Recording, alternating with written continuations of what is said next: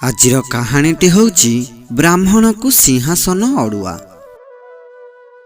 ଗୋଟିଏ ଗାଁରେ ଗରିବ ବ୍ରାହ୍ମଣଟିଏ ବାସ କରୁଥିଲା। ତାର କୌଣସି ଭୂ ସମ୍ପତ୍ତି ନଥିଲା। ବ୍ରାହ୍ମଣଟି ସକାଳୁ ଉଠେ, ଗାଧୁଆ ପାଧୁଆ କାମ ଶେଷ କରି ଘର ଦିଅଙ୍କର ସେବା ପୂଜା ସାରି ଭିକ ମାଗିବାକୁ ଯାଏ। ଦିନଯାକ ବୁଲି ବୁଲି ଘର ଘର ଭିକ ମାଗେ ନାହିଁ। ଗୋଟିଏ କିମ୍ବା ଦୁଇଟି ଦ୍ୱାରରୁ ଯାହା ମିଳେ ସେତକ ଧରି ଘରକୁ ଆସେ। ବ୍ରାହ୍ମଣୀକୁ ଦିଏ।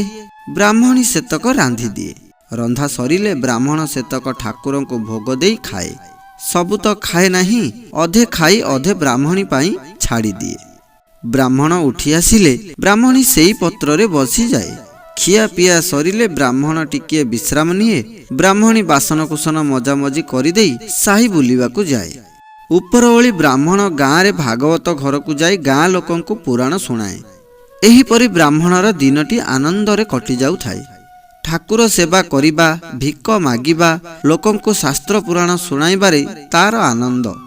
ଦିନେ ବ୍ରାହ୍ମଣ ସକାଳୁ ନିତ୍ୟକର୍ମ ସାରି ଠାକୁର ପୂଜା କରି ଭିକ ମାଗିବାକୁ ବାହାରିଗଲା।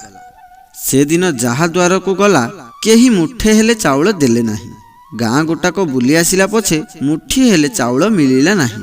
ବ୍ରାହ୍ମଣ ବିଚରା ନିରାଶ ହୋଇ ଘରକୁ ଫେରୁଥାଏ। ମନେ ମନେ ଭାବୁଥାଏ, ଠାକୁରଙ୍କର ଆଜି ପଡ଼ି କାଟ, ଜଳ ତୁଳସୀ ହିଁ ଆଜିର ବ୍ୟବସ୍ଥା। ଏହିପରି ବିଚାରି ଆସୁ ଆସୁ ବ୍ରାହ୍ମଣ ଗୋଟିଏ ପୋଖରୀ ପାଖରେ ପହଞ୍ଚିଲା। ପୋଖରୀରେ ଅଳ୍ପ ପାଣି ଅଛି, କିନ୍ତୁ ପଙ୍କରେ ପୂର୍ଣ୍ଣ। ଗୋଟିଏ ଗାଈ ପାଣି ପିଇବାକୁ ଯାଇ ପଙ୍କରେ ଗଳି ପଡ଼ିଛି, ଆଉ ଉଠି ଆସିପାରୁ ନାହିଁ। ପଙ୍କ ପେଟ ଯାଇ ବୁଡ଼ିଗଲାଣି। ବ୍ରାହ୍ମଣ ବିଚରା ଗାଈଟିକୁ ଦେଖି ସମ୍ଭାଳି ପାରିଲା ନାହିଁ। ଗାଈଟିକୁ ପଙ୍କରୁ ବାହାର ନ କଲେ ଆଉ ଅଳ୍ପ ସମୟ ପରେ ଗାଈଟି ପଙ୍କ ଭିତରେ ପୋତି ହେଇଯିବ। ବ୍ରାହ୍ମଣ ଚାରିଆଡ଼କୁ ଚାହିଁଲା। ଆଉ କିଏ ଜଣେ ଦୁଇ ଜଣ ଲୋକ ହେଲେ ସିନା ଗାଈଟିକୁ ପଙ୍କରୁ ବାହାର କରିବ, କିନ୍ତୁ କାହାରିକୁ ହେଲେ ବ୍ରାହ୍ମଣ ସେ ବାଟରେ ଯାଉଥିବାର ଦେଖିଲା ନାହିଁ। ତେଣୁ ବ୍ରାହ୍ମଣ ନିଜେ ପୋଖରୀ ଭିତରେ ପଶିଲା। ବହୁ କଷ୍ଟରେ ଗାଈଟିକୁ ପଙ୍କ ଭିତରୁ ଭିଡ଼ି ଭିଡ଼ି ପୋଖରୀ ହୁଡ଼ାକୁ ଆଣିଲା। ଗାଈ ଦେହରୁ ପଙ୍କତକ ସଫା କରିଦେଲା। ତାପରେ ଘରକୁ ଗଲା।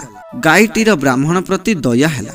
ଗାଈ ବ୍ରାହ୍ମଣକୁ କହିଲା, ହେ ବ୍ରାହ୍ମଣ, ତମର ଏହି କାର୍ଯ୍ୟ ଯୋଗୁଁ ମୁଁ ଆଜି ବଞ୍ଚିଗଲି। ତମର ଏ ଋଣ କିପରି ଶୁଝିବି?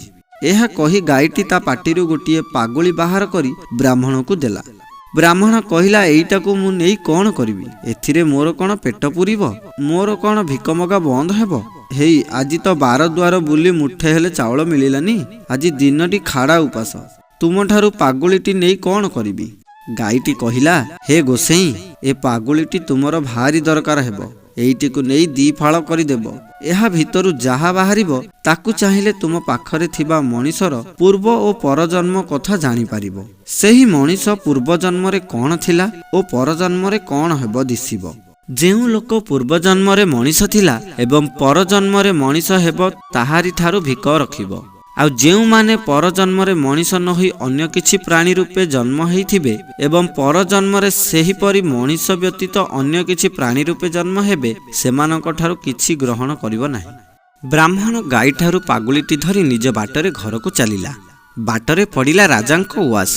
ଉଆସ ବାହାରେ ରାଜାଙ୍କର ଗୋଟିଏ ପୋଖରୀ ଥିଲା। ସେହି ପୋଖରୀରେ ସେତେବେଳକୁ ରାଣୀ ଗାଧୋଉଥିଲେ। ରାଣୀଙ୍କୁ ଗାଧୋଉଥିବାର ଦେଖି ବ୍ରାହ୍ମଣ ପୋଖରୀ ପାଖରେ ଏକ ଗଛ ମୂଳେ ବସିଲା। ଭାବିଲା, ରାଣୀ ଗାଧେଇ ସାରିଲେ ତାଙ୍କୁ କିଛି ଭିକ ମାଗିବ। ରାଣୀ ନିଶ୍ଚୟ କିଛି ହେଲେ ଦେବେ। ଏହା ବିଚାରି ଗଛ ମୂଳେ ବସି ପାଗୁଳି ଭିତରୁ କାଗଜଟି ବାହାର କରି ଦେଖିଲା, ରାଣୀ ପୂର୍ବଜନ୍ମର ମଣିଷ ଥିଲେ, ପରଜନ୍ମରେ ମଧ୍ୟ ମଣିଷ ହେବେ। ତାହେଲେ ଗାଈ କହିଥିବା ଅନୁସାରେ ଏହାଙ୍କଠାରୁ ଭିକ୍ଷା ଗ୍ରହଣ କରିବା ଉଚିତ। ରାଣୀ ପାଣିରୁ ଉଠି ଲୁଗାପଟା ବଦଳାଇଲେ। ଏହି ସମୟରେ ବ୍ରାହ୍ମଣ ରାଣୀଙ୍କ ପାଖରେ ପହଞ୍ଚି ଭିକ୍ଷା ମାଗିଲା। ରାଣୀ ତ ଗାଧେଇ କରି ଉଠିଛନ୍ତି। ବ୍ରାହ୍ମଣଟିଏ ପାଖରେ ଦେଖି ତାକୁ କିଛି ଦାନ କରିବା ଲାଗି ଇଚ୍ଛା କଲେ। କ'ଣ ବା ଦେବେ? ଏ ତ ଉଆସ ହେଇନାହିଁ ଯେ ଧନରତ୍ନ ରହିଛି, ଯାହା ଇଚ୍ଛା ତାହା ଦେଇଦେବେ।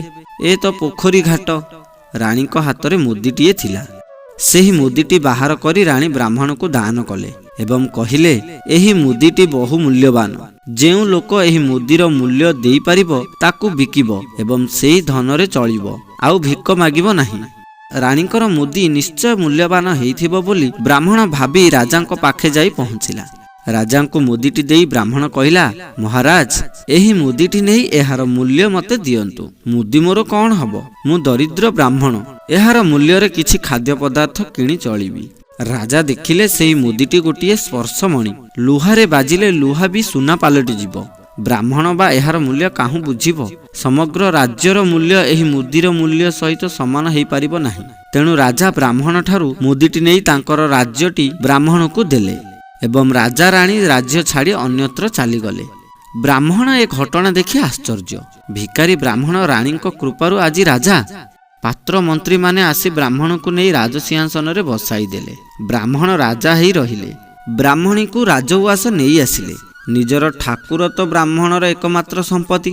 ସେହି ଠାକୁରଙ୍କ କଲ୍ୟାଣରୁ ବ୍ରାହ୍ମଣ ରାଜା ହେଇପାରିଛି ବୋଲି ଭାବି ଠାକୁରଙ୍କ ପାଇଁ ବହୁତ ଜମିବାଡ଼ି ଖଞ୍ଜା କରିଦେଲେ। ପାତ୍ର ମନ୍ତ୍ରୀଙ୍କୁ ଧରି ରାଜ୍ୟ ପରିଚାଳନା କଲେ। ମାସେ ଖଣ୍ଡେ କଟିଗଲା। ବ୍ରାହ୍ମଣ ବିଚରା ରାଜକାର୍ଯ୍ୟରେ ଦିନସାରା ଲାଗି ଲାଗି ଠାକୁରଙ୍କ ପାଖକୁ ଟିକିଏ ଯାଇପାରିଲା ନାହିଁ କି ପୁରାଣ ପାଠ ଟିକିଏ କରିବାକୁ ସମୟ ପାଇଲା ନାହିଁ।